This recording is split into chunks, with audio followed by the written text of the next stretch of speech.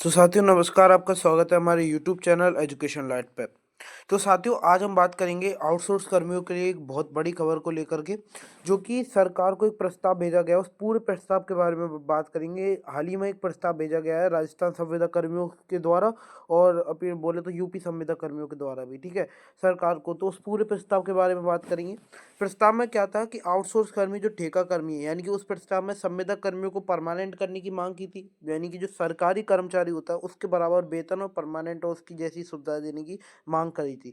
दूसरा, आउटसोर्स कर्मियों के लिए एक निगम बनाने की मांग करी थी, यानी कि जो उनको ठेकेदार जो उनके लिए 11,000 रुपये प्रति व्यक्ति के हिसाब से आता है संविदा के कार्य करत वाले को, उनको कभी 4,500 रुपये, कभी 5,000 रुपये, कभी 6,000 रुपये या फिर कभी 7,000 रुपये। मैं पहले ही बता दूं, अगर वो ठेकेदार उसको पूरा वेतन देता है तो उसे लगभग 7,500 रुपये की जो राशि है उसके खाते में जमा की जाती है, ठीक है।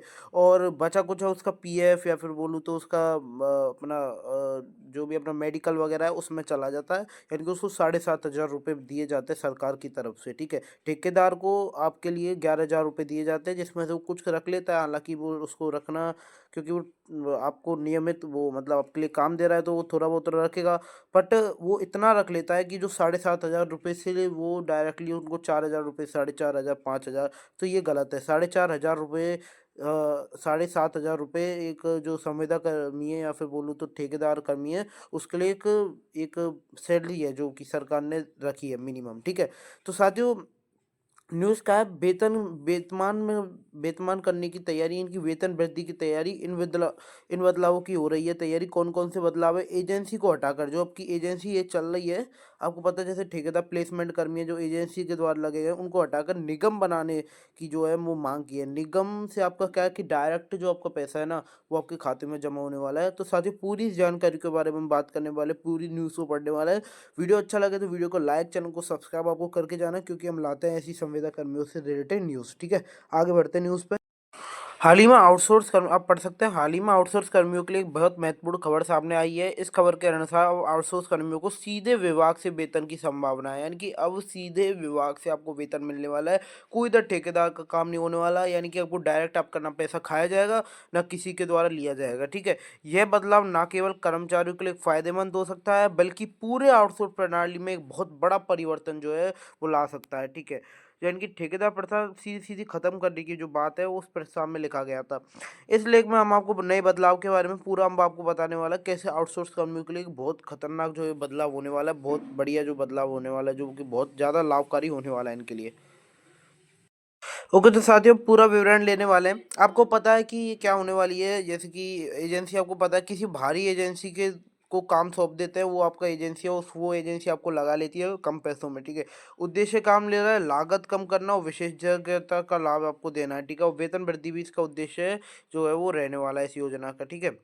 और लाभ क्या है? लचीलापन, कोर बिजनेस पर फोकस होगा, ठीक है। चुनौती का गुणवत्ता सरलता, आप पता है प्रमुख क्षेत्र कौन कौन से, जैसे आईटी, कस्टमर सपोर्ट, अकाउंटिंग, ठीक है। अकाउंटिंग और जितने भी विभाग है, जैसे अपना बोले तो बिजली विभाग है, अपना बोले तो आबकारी विभाग है, जितने भी विभाग है उन सब में आने वाला है। वर्तमान, ठीक है, आपको पता है। भविष्य क्या है? Hybrid model. और आप ये मैं आपको मतलब सीधा न्यूज़ पे लेके चलता हूँ, ठीक है। वर्तमान आउटसोर्स कर्मी का मॉडल क्या है? विभाग आउटसोर्स एजेंसी को भुगतान करता है, एजेंसी अपना कमीशन काटती है, यानी कि आपको जो पैसा मिलता है उसमें से एजेंसी अपना कमीशन काटती है। बचा हुआ पैसा कर्मचारियों को वेतन के रूप में दिया जाता है, ठीक है। अब इस मॉडल के जो नया मॉडल आ रहा है उसके उससे क्या फ़ायदे होने वाला है, ठीक है। उससे क्या है, विभाग को एचआर मैनेजमेंट की चिंता नहीं करनी पड़ेगी, यानी कि हेडक्वार्टर। कर्मचारी की संख्या में लचीलापन आएगा, यानी कि कर्मचारी की संख्या भी दी जाएगी अच्छी खासी। लेकिन इसके नुकसान भी है, जैसे कर्मचारी को कम वेतन मिलता है, जॉब सिक्योरिटी कम होती है और बेनिफिट्स और प्रमोशन की संभावना कम होती है, यानी कि जो अभी के हिसाब से जो चल रहा है, ठीक है। अब क्या जो नया मॉडल है ना उसमें क्या होगा, ठीक है। उसमें आपके लिए बहुत सारे फायदे जो होने वाले हैं, वो कौन कौन से फायदे हैं पूरा बात करेंगे। कर्मचारी का कल्याण होगा, ठीक है। कर्मचारी को बेहतर वेतन और लाभ मिलेगा। पारदर्शिता आएगी, वेतन वितरण प्रणाली में अधिक पारदर्शिता आएगी, यानी कि अब आपको प्लेसमेंट के द्वारा ऐसे ऐसे नहीं, आपको डायरेक्ट वेतन दिया जाएगा, ठीक है। मोटिवेशन क्या मिलेगा? कर्मचारी को मनोबल बढ़ेगा और जिससे उसका बेहतर प्रदर्शन हो सकता है, यानी कि कर्मचारी का, आपको पता है अगर अच्छा पैसा मिलता है तो कर्मचारी का मनोबल ऑटोमेटिकली बढ़ना है। ओके। और कोस्ट कटिंग यानी कि जो बिचौलिया जो पैसा खा जाता है ना, बिचौलिया पर जो खर्च होता है जो पैसा, उसका कमी आ जाएगी, यानी कि वो पैसा कर्मचारी को मिलेगा, तो डायरेक्टली अपना जो वेतन है ना वो तो बढ़ने ही वाला है। ठीक है, आई की न्यूज़ पे बढ़ते हैं। ठीक है साथियों, तो आगे की न्यूज़ पे आते हैं। नए मॉडल की क्या क्या विशेषता रहने वाली है, तो आपको सीधा भुगतान मिलने वाला है, यानी कि सीधा वेतन आपके जो है अपने बैंक खाते में जमा करा दिया जाएगा। समान वेतन मिलने वाला है, कर्मचारी को अन्य सरकारी कर्मचारी की तरह लाभ मिलने वाला है, और जॉब सिक्योरिटी आपको मिलने आनी है। जैसे कि आपको पता है, जिस प्रकार अगर आपकी 10 दिन की छुट्टी हो जाती है, 5 दिन की, तो ठेका कर भी आपको या फिर प्लेसमेंट वाले आपके ऊपर जोर डालते हैं कि आप ऐसा आ नहीं रहो, आपका सैलरी कट जाएगा। ऐसा आपको जॉब सिक्योरिटी जो है मिलने वाला है, यानी कि फालतू का जो फफूंद है वो हटने वाला है, सीधा सीधा मैं बोलूँ तो। ठीक है, और आपका क्या बदलाव के क्या क्या प्रभाव होने वाले हैं, आउटसोर्स कर्मियों को अच्छे खासे प्रभाव मिलने वाले हैं। जैसे कि आउटसोर्स कर्मियों के आप पढ़ सकते हैं, वेतन वृद्धि, अधिक जॉब सिक्योरिटी, विभाग को भी अच्छे प्रभाव जो है इसके मिलने वाले हैं। जैसे बेहतर कार्य प्रदर्शन होगा विभाग में। आउटसोर्स एजेंसियों को भी अच्छे प्रभाव मिलने वाले हैं। क्या प्रभाव है, व्यवसाय मॉडल में बदलाव की आवश्यकता, नए अवसरों की तलाश। ठीक है, वो नए अवसरों की तलाश करेगी, समाज को भी अच्छे प्रभाव मिलने वाले हैं कि रोजगार में गुणवत्ता बढ़ेगी। बदलाव की प्रक्रिया मैं आपको बता दूं साथियों, ये बदलाव एक दिन या एक रातों रात नहीं होने वाला है। इसे लागू करने के लिए व्यवस्थित प्रक्रिया अपनाई जाएगी, यानी कि बहुत ज़्यादा एक समय लगने वाला है, लगभग 1 या 1.5 साल का। अगर कोई भी संविदा कर्मी अभी भी कार्य करता है, अगर उसे अच्छा वेतन नहीं मिल रहा, मैं आपको एक सजेशन देता हूँ कि आप अभी जो राजस्थान में 52,000 भर्तियाँ निकली है ग्रुप डी की, उसमें आप ट्राई कर सकते हैं, क्योंकि उसमें जो आपका नंबर आने का चांस बहुत ही ज़्यादा है। ठीक है, 52,000 पदों पर भर्ती है, एक बहुत बड़ी भर्तियाँ होने वाली है। और ग्रुप डी की है, तो मैं बोलूँ तो कई लोग तो ग्रुप डी तो देखकर इसका फॉर्म नहीं भरेंगे कि ग्रुप डी है, यानी कि चपरासी वगैरह की है, तो इसका हम नहीं भरेंगे। ठीक है, बट ये जो संविदा कर्मियों के दृष्टिकोण से ये जगह बहुत अच्छी है, क्योंकि आपको संविदा कर्मियों से इसमें लगभग 3 गुना तनख्वाह जो है वो मिलने वाली है।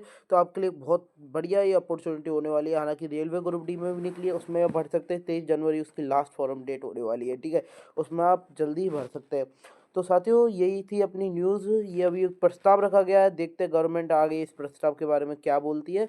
तो मैं आपको पूरा जो भी बोलेगी मैं आपको पूरा बताने वाला हूँ। ठीक है, तो चैनल को सब्सक्राइब कर लें, एंड वीडियो को आपको क्या लाइक कर देना है, क्योंकि हम ऐसी रिलेटेड संविदा कर्मी रिलेटेड चैनल पर वीडियो लाते रहते हैं। ओके, मिलते हैं किसी और वीडियो में।